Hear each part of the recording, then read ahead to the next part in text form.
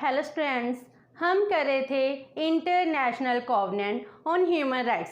Last session में हमने जो इंटरनेशनल कॉवेनेंट हैं on civil and political rights वो की थी। एंड आज हम इस सेशन में करेंगे international covenant on economic, social and cultural rights. जब इंटरनेशनल कॉवेनेंट होती है, जब ये राइट्स बनाए जाते हैं तो पहले एक ही राइट्स की प्रोविज़न थी, लेकिन बाद में जब कंट्रीज ऑब्जेक्शन करती हैं, क्योंकि कोल्ड वॉर पीरियड था, उस टाइम कुछ कंट्रीज ये चाहती थी सिविल एंड पॉलिटिकल राइट्स हैं इनका अलग से कॉवेनेंट होना चाहिए, and economic, social and cultural rights हैं इनका अलग से कॉवेनेंट होना चाहिए। इस तरह टू कॉवेनेंट्स हैं वो एग्जिस्टेंस में आते हैं। तो आज हम इस सेशन में करेंगे जो ICESCR है, international covenant on economic, social and cultural rights. तो पहले हम करते हैं इसकी बेसिक इंफॉर्मेशन। तो इसको अडॉप्ट कब किया गया था? 16 दिसंबर 1966। जैसे सिविल एंड पॉलिटिकल राइट्स हैं उसको अडॉप्ट किया गया, लाइक दिस सेम डेट को इसको भी अडॉप्ट किया जाता है। After that came into force. जो फोर्स में कब आते हैं? 3 जनवरी 1976, लेकिन वो बाद में जुलाई में आते हैं। फिर भी उसको फर्स्ट जनरेशन राइट्स कहा जाता है, इसको सेकंड जनरेशन राइट्स कहा जाता है। जे पहले एग्जिस्टेंस में आते हैं तो जे 10 इयर्स के बाद एग्जिस्टेंस में आते हैं, क्योंकि रेटिफिकेशन के जो आर्टिकल्स हैं जब तक 35 कंट्रीज हैं वो रेटिफाई नहीं करेंगी तब तक ये फोर्स में नहीं आ सकते थे। और उसके बाद इसके सिग्नेटरीज कितने हैं? जो सिग्नेटरीज होते हैं, सिग्नेटरीज पर जो जे कॉवेनेंट है, जे कॉवेनेंट की जो भी प्रोविजंस हैं वो बाइंडिंग नहीं है, तो जे लीगली बाइंडिंग नहीं होती हैं। तो सिग्नेटरीज का मीनिंग क्या होता है कि वो इसको अपने डोमेस्टिक मैटर्स में अप्लाई करते हैं और कंसीडर करेंगे कि हम इसको रेटिफाई कर सकते हैं, तो इसलिए इसको सिग्नेटरीज कहा जाता है। इसमें आज के टाइम में 71 सिग्नेटरीज हैं, एंड इसकी पार्टीज जिसके ऊपर जो कॉवेनेंट है वो बाइंडिंग है तो वो हैं 171। तो जो ये नंबर है ऑन अगस्त 2022 का है, जो कि हमने यूनाइटेड नेशन की ट्रीटीज हैं उसकी साइड से लिया है। तो signatories and parties. After that आते हैं इसके आर्टिकल्स। इसके आर्टिकल्स कितने हैं? 31, एंड इसके पार्ट्स कितने हैं? 5। जो सिविल एंड पॉलिटिकल राइट्स हैं उनके आर्टिकल भी ज़्यादा हैं एंड पार्ट्स भी 6 हैं। और इसके बाद इसका आता है प्रेम्बल। जो प्रेम्बल है वो सेम है, जैसे universal declaration of human rights का था वैसे ही इसका भी है। तो जो प्रेम्बल है जिसमें ह्यूमन डिग्निटी है, ह्यूमन डिग्निटी को मेंटेन करना है, सबको इक्वल प्रोविजंस देनी है, किसी के साथ कोई डिस्क्रिमिनेशन नहीं होना चाहिए। जो universal declaration of human rights है जिस सेकंड वर्ल्ड वॉर के बाद आता है, जिसमें जो ह्यूमंस थे इनके राइट्स को वायलेट किया जाता था, इसीलिए वो राइट्स दिए गए हैं। तो इसका भी प्रेम्बल क्या है? सेम है। तो जी होगी इसकी बेसिक इंफॉर्मेशन। आफ्टर दैट हम आते हैं इसके मेन कंटेंट की तरफ।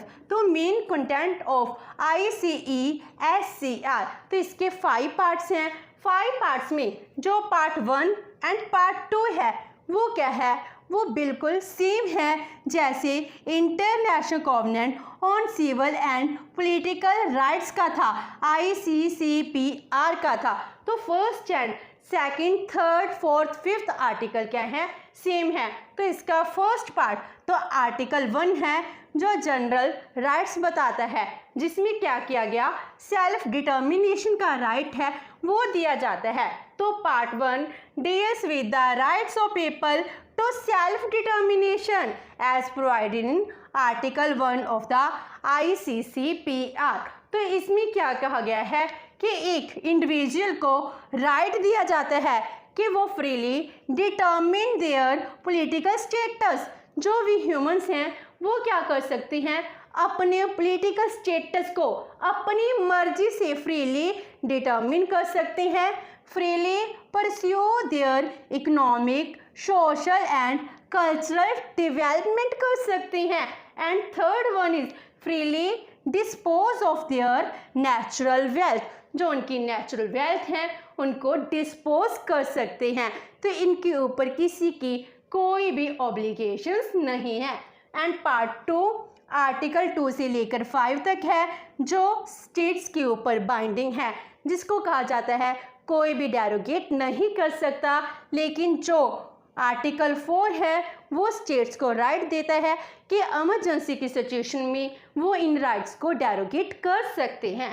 तो जो पार्ट 2 है वो क्या कहता है, state party would undertake all the appropriate measures, meaning states को जो एप्रोप्रिएट मेजर लेने हैं for the full realization of the rights as recognized in the covenant, meaning उनको अगर लेजिस्लेटिव मेजर भी लेने पड़े वो ले सकती हैं, जिससे जो कॉवेनेंट में जो राइट्स को रिकग्नाइज किया गया है उनको फुल रियलाइज किया जाए, ताकि लोगों तक वो राइट्स पहुंच सके।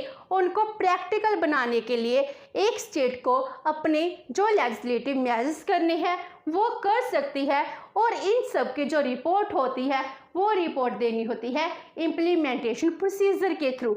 आफ्टर दैट जो आर्टिकल 2 है ये कहता है नॉन डिस्क्रिमिनेशन, किसी भी पर्सन के साथ कलर, सेक्स, रिलीजन, कास्ट के नेम पर कोई भी डिस्क्रिमिनेशन नहीं किया जाएगा। जो आपके इकोनॉमिक, सोशल, कल्चरल राइट्स है सबको सेम देने हैं। आर्टिकल 3 जो कहता है all men and women are equal, सभी इक्वल हैं, तो इनके साथ कोई डिस्क्रिमिनेशन नहीं है। इक्वल वर्क के लिए इक्वल वेजेस ही पे करने हैं, तो ऑल मैन एंड वुमेन ये सभी क्या हैं, इक्वल हैं। आर्टिकल 5 ये कहता है rights cannot be derogated by anybody, किसी के द्वारा भी ये डेरोगेट मीनिंग जे वायलेट नहीं किए जा सकते हैं। तो जे क्या कहता है, स्टेट को ये कहता है कि अपनी इकोनॉमी के साइज के अकॉर्डिंग आपको अपनी इकोनॉमी में इकोनॉमिक राइट्स हैं वो प्रोवाइड कराने हैं, ताकि सबका वेलफेयर हो सके। एंड आर्टिकल 4 जो इमरजेंसी की सिचुएशन में स्टेट को राइट्स देता है derogating of the rights by the state, अगर उसको लगता है कि इस टाइम मेरी जो सॉवरेंटी है इसको थ्रेट है, तो इसी केस में वो क्या कर सकता है, डेरोगेट कर सकता है। लेकिन इसमें भी कुछ प्रोविजंस हैं, कुछ राइट्स को ये डेरोगेट नहीं कर सकता है। इस तरह पार्ट 2 है वो स्टेट्स पर बाउंडेशन लगाते हैं, जिससे हम राइट्स को इंजॉय कर सके, ह्यूमन का, सोसाइटी का वेलफेयर हो सके। Next is part 3 article 6 to 15, जिसको सब्सटेंटिव राइट्स भी कहा जाता है, जिसको फंडामेंटल राइट्स भी कहा जा सकता है, जिसको बेसिक राइट्स भी कहा जा सकता है। तो जो ये राइट्स हैं ये राइट्स बहुत ज़रूरी हैं अगर हम चाहते हैं ह्यूमन की डेवलपमेंट हो, तो economic, social and cultural rights हैं वो इसमें इंक्लूड किए गए हैं। तो आर्टिकल 6 से लेकर 15 तक हैं ये राइट्स प्रोवाइड कराए गए हैं। First one is right to work, सबको वर्क करने का राइट है ताकि वो अच्छे से अपनी लिवलीहुड है वो चला सके। उसके बाद सेकंड आता है right to just and favourable conditions of work. Article 7 कहता है कि जो वर्किंग कंडीशंस हैं वो जस्ट होनी चाहिए, फेवरेबल होनी चाहिए, ताकि उसकी हेल्थ को कोई भी नुकसान ना पहुंचे। आर्टिकल 8 के according he has the right to form and join trade unions, क्योंकि इकोनॉमिक राइट्स दे रहे हैं। इकोनॉमिक राइट्स में जो ट्रेड यूनियन है लेबर को राइट दिया जाता है कि वो ट्रेड यूनियन को फॉर्म भी करेंगे और जो चाहें वो किसी भी ट्रेड यूनियन को ज्वाइन कर सकते हैं, पीसफुली प्रोटेस्ट भी कर सकते हैं। सोशल सिक्योरिटी देना जिस स्टेट की ऑब्लिगेशन है, इंडिविजुअल का राइट बन जाता है, जैसे अनएम्प्लॉयमेंट अलाउंसेस है, डेयरनेस अलाउंसेस है, तो ये सब कुछ क्या है, सोशल सिक्योरिटी है। Old age pension social security है, तो ये ह्यूमन के राइट्स हैं। Next is marriage and family rights. Article 10 कहता है कि चाहे वो इकोनॉमिक मैन है उसको अपनी फैमिली को एंजॉय करने का राइट है, उसको मैरिज कराने का राइट है, उसकी जो फैमिली राइट्स हैं वो भी उनको दिए जाने चाहिए। Next is freedom from hunger meaning poverty नहीं होनी चाहिए, कम से कम मिनिमम वेजेस हैं वो सबको मिलनी चाहिए। अगर राइट टू वर्क है तो उनको मिनिमम वेजेस वो हंगर भूखे ना रहें। तो हर एक का राइट है कि वो स्टेट से डिमांड कर सकते हैं कि हमको मिनिमम फूड ग्रेन्स हैं वो प्रोवाइड कराया जाए। Next is physical and mental health. Article 12 क्या कहता है कि स्टेट की जो ऑब्लिगेशन है कि ह्यूमन की जो फिजिकल हेल्थ है और मेंटल हेल्थ है इसको मेंटेन किया जाए, इसके लिए टाइम टू टाइम उसको डेवलपमेंट करनी होगी। जैसे हम कहते हैं इस टाइम कोविड-19 था, कोविड-19 के लिए जो इंजेक्शन लगाए गए तो फिजिकल हेल्थ को मेंटेन करने के लिए दिए जाते हैं।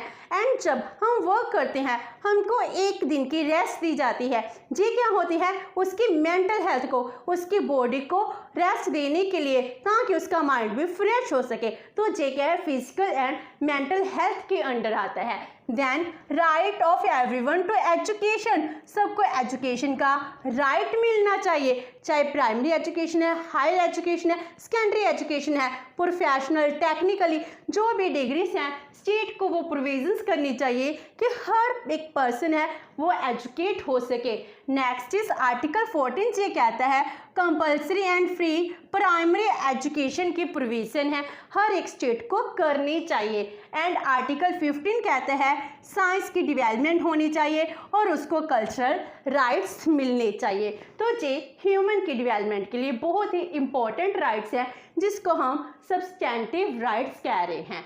आफ्टर दैट पार्ट 4 आता है जिसमें आर्टिकल 16 से लेकर 25 तक आते हैं, जिसमें इम्प्लीमेंटेशन प्रोसीजर है वो बताया गया है कि जो जे कॉवेनेंट है इसकी इम्प्लीमेंटेशन है वो कैसे होगी। इम्प्लीमेंटेशन प्रोसीजर इसके लिए ये कहा गया है कि जो स्टेट पार्टीज हैं वो टाइम टू टाइम जो भी अपनी रिपोर्ट है वो अपनी रिपोर्ट देंगी, तो उसके अकॉर्डिंग सिस्टम है इसको डेवलप किया जाएगा। Inter state communication system and जो इंडिविजुअल कम्युनिकेशन सिस्टम है इस तरह के सिस्टम डेवलप किए गए हैं।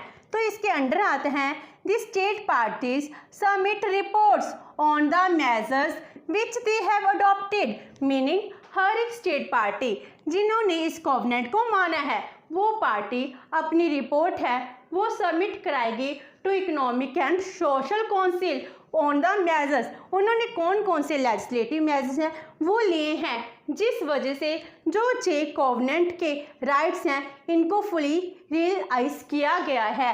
And the progress made in achieving the observance of the rights recognized herein.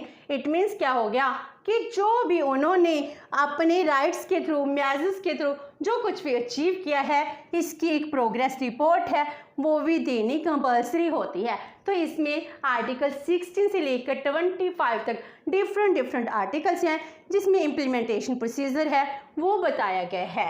And इसमें लास्ट वन आता है आर्टिकल 26 से लेकर 31 तक जिसको पार्ट 5 कहते हैं, जिसमें रेटिफिकेशन है कि कॉवेनेंट को कैसे रेटिफाई किया जाएगा।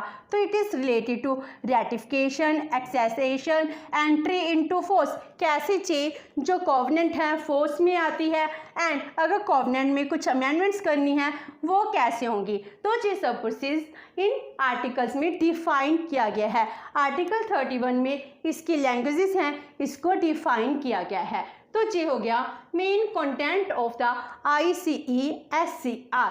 आफ्टर दैट इसके बाद जो ह्यूमन राइट्स हैं इसके लिए जो इंटरनेशनल बिल है वो कहता है।